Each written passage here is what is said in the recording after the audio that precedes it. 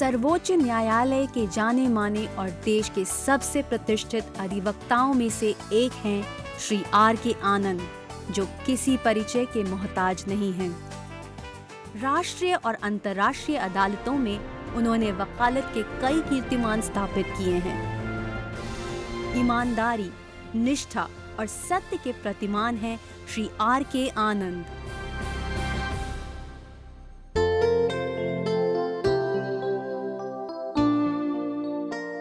श्री आनंद का जन्म 15 मार्च 1943 को पिता श्री रोशनलाल आनंद और माता श्रीमती रामलुभाई आनंद के एक मध्यम वर्गीय परिवार में हुआ था।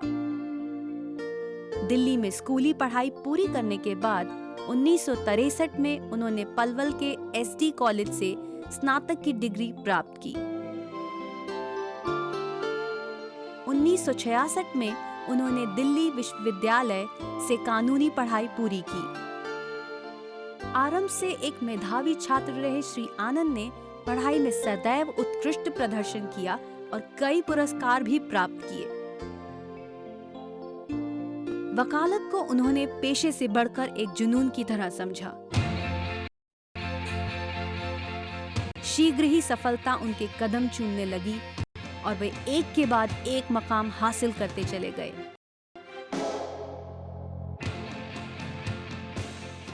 उन्नीस 1963 में मैंने अमेरिकन एम्बेसी में काम कर रहा था मैं, तो मैंने नौकरी छोड़ी, तो साथ साथ मैंने लॉ पास किया।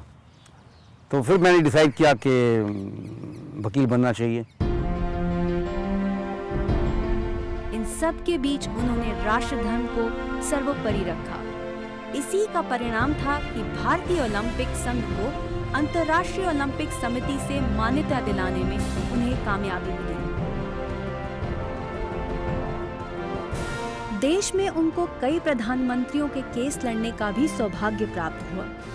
खुदा की मेहरबानी है कि मुझे शॉर्ट टाइम में सक्सेस मिली और मैंने श्रीमती इंदिरा गांधी का केस किया संजय गांधी की डेथ के बाद में। तो उसके बाद में मैंने मिसेस गांधी की बिल भी ड्राफ्ट की। फिर मौका मिला, मैं राजीव गांधी की तरफ से कोर्ट में पेश हुआ। उसके बाद कई बड़े बड़े मुकदमे किए, जैसे हवाला वाले भी हैं, जिसमें वीसी शुक्ला, एल.के. अडवाणी, मनोहर खुराना, ये टॉप के लीडर को मैंने डिफेंड किया। उनकी मेहनत और लगन का ही फल था कि 2 बार 4 वर्षों के लिए दिल्ली बार काउंसिल के अध्यक्ष बने। 1973 से लेकर 1998 तक वे इस काउंसिल के सदस्य रहे। श्री आनंद देश के प्रतिष्ठित इंडियन लॉ इंस्टीट्यूट के 5 बार उपाध्यक्ष बने, जिसके अध्यक्ष देश के प्रधान न्यायाधीश होते हैं। श्री आनंद का इरादा इन सफलताओं से कुछ आगे करने का था। वे देश और समाज के लिए कुछ करना चाहते थे। इसी उद्देश्य से उन्होंने अपने राजनीतिक जीवन का आरंभ करने के लिए आदिवासी बहुल झारखंड को चुना। मैं 2000 में मेंबर पार्लियामेंट बना, बिहार से अपर हाउस का मैं मेंबर था। तो 6 महीने के बाद में झारखंड नया स्टेट क्रिएट हुआ, तो मैंने उसको ऑप्ट किया। तो क्योंकि आदिवासी स्टेट था, तो मैंने वहाँ झारखंड ओलंपिक संघ का गठन किया। सन 2000 में वे राज्यसभा के लिए वहीं से निर्वाचित हुए। सांसद रहते हुए वे रक्षा मामलों की स्थायी समिति सहित अन्य कई महत्वपूर्ण समितियों के सदस्य रहे। झारखंड के सांसद के रूप में अपने कार्यकाल के दौरान उनके द्वारा किए गए कार्यों को आज भी लोग याद करते हैं। इतने अच्छे स्टेडियम बनाए हुए हैं, ये सब हमारे आर के आनंद जी के लाए हुए हैं।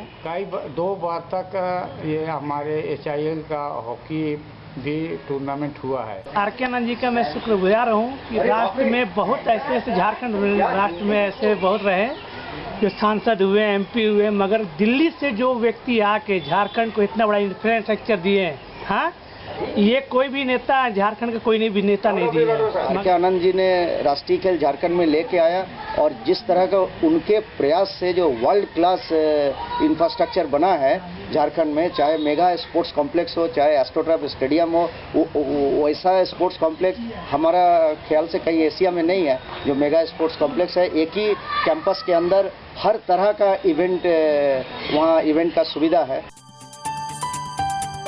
श्री आनंद का मानना है कि युवाओं के विकास के लिए खेलों को बढ़ावा देना अति आवश्यक है। इसी सोच के तहत उन्होंने झारखंड के युवाओं की प्रतिभा को देखते हुए वहां खेलों के विकास पर विशेष ध्यान दिया। उन्होंने एक ही स्थान पर लगभग 144 एकड़ जमीन पर 14 स्टेडियमों का निर्माण करवाया। 2011 में उनकी पहल पर झारखंड में सफलतापूर्वक राष्ट्रीय खेलों का आयोजन किया गया, जो अब तक देश का सबसे श्रेष्ठ खेल आयोजन माना जाता है। ये जो स्टेडियम देख रहे हैं रांची में, झारखंड में, ये बहुत ही अच्छा है। आर के आनंद द्वारा ही लाया गया था। 34वें राष्ट्रीय खेल में जो इंफ्रास्ट्रक्चर बना, उसमें आर के आनंद सर का बहुत बड़ा योगदान रहा है। यह उनके प्रयासों का ही नतीजा है कि आज खेलों के मामले में झारखंड का नाम राष्ट्रीय और अंतर्राष्ट्रीय स्तर पर लिया जाता है। यही नहीं, उन्होंने अपने धन से एक लॉन बॉल स्टेडियम का निर्माण कराया और इस खेल को बढ़ावा दिया। आज लॉन बॉल में झारखंड की टीम देश में नंबर 1 है। देखिए, हिंदुस्तान का जो भविष्य है वो यूथ के हाथ में है। राजीव गांधी जब प्रधानमंत्री बने तो उनकी उम्र 40 साल की थी। तो मैं समझता हूं कि अगर युवा ये पॉलिटिक्स में आए तो मैं समझता हूं कि देश के बारे में वो ज्यादा सोच सकते हैं हमारे से बेटर। तो इसीलिए मैंने सोचा कि मैं जो भी काम करूं वो युवा के बारे में करूं, उनकी अपलिफ्टमेंट के बारे में करूं। और आदिवासी को भी मैंने इसलिए उठाया कि वो युवा थे। श्री आनंद की एक इच्छा अब तक अधूरी है। दरअसल पलवल में स्नातक की पढ़ाई करते वक्त से वे फरीदाबाद शहर को देख रहे हैं। उनको ये देखकर बहुत निराशा होती है कि तमाम संभावनाओं के बावजूद फरीदाबाद का वैसा विकास नहीं हो पाया है जैसा होना चाहिए। वास्तव में कभी देश की शान रहा औद्योगिक शहर फरीदाबाद आज आधुनिक विकास की दौर में काफी पिछड़ गया है। फरीदाबाद के सूरजकुंड में लगने वाला मेला एक विश्व स्तरीय मेला माना जाता है। दूर दूर से लोग इस मेले में शामिल होने आते हैं, पर सरकार की अनदेखी की वजह से उस मेले तक पहुंचने के लिए लोगों को जिन रास्तों से गुजरना पड़ता है उसकी हालत काफी खस्ता है। सड़कों पर पड़े गड्ढे खुद ही अपनी हालत बयां करते हैं।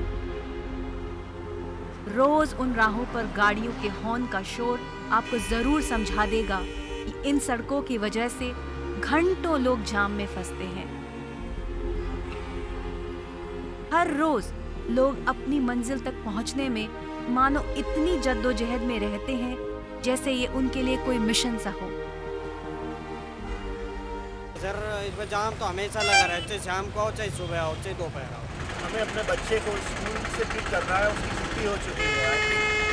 15 मिनट से वो वेट कर रही होगी और हम लोग को ये जाम में फंसे हुए आधा घंटा हो गया है। एक डंपर पलट गया और 2 किलोमीटर में पैदल चल के आया हूँ and I was 1 hour late in my exam. तो हरियाणा गवर्नमेंट की तरफ से यहाँ पर कुछ भी पुख्ता सुविधा नहीं है, पैसेंजर्स के लिए कोई बस की सुविधा नहीं है।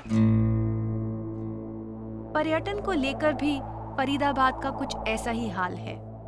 फरीदाबाद में स्थित बड़कर लेक कभी पर्यटन के हिसाब से काफी अच्छी मानी जाती थी। चारों तरफ से पहाड़ों से घिरी झील अपने आप में एक बेहतरीन दृश्य प्रदर्शित करती थी, पर आज उसकी हालत कुछ इस कदर है कि दूर दूर तक नजर घुमाने पर आपको सिर्फ सूखा मैदान ही मिलेगा। आसपास की जगह भी जर्जर हो चुकी है और अब जहां हरियाली और पानी दूर तक दिखाई देता था, वहां बच्चों के खेलने का मैदान है।